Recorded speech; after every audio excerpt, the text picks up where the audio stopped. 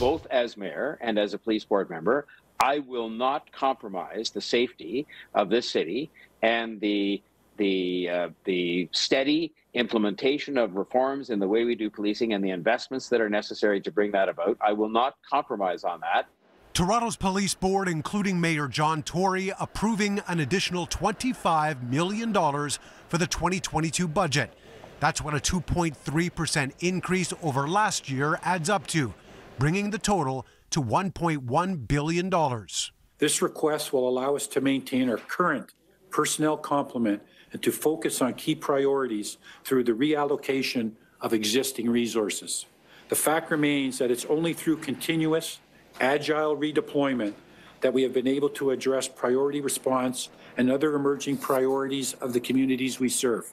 Despite calls to defund the police for more than a year, the chief says the added cost is below the rate of inflation and is mainly for officer salaries and benefits as part of its collective agreement.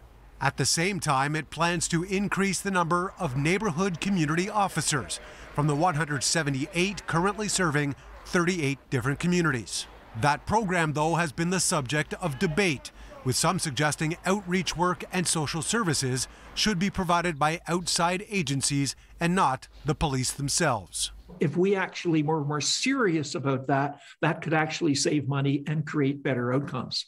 And I think everybody agrees on that. But if the police are grabbing all the money, you aren't going to have any money to do those kinds of things. Members of the public joining the virtual meeting to have their say, many echoing the point that the community officer program shouldn't be a police matter. We as a city continue to suffer the consequences of our underfunded social programs.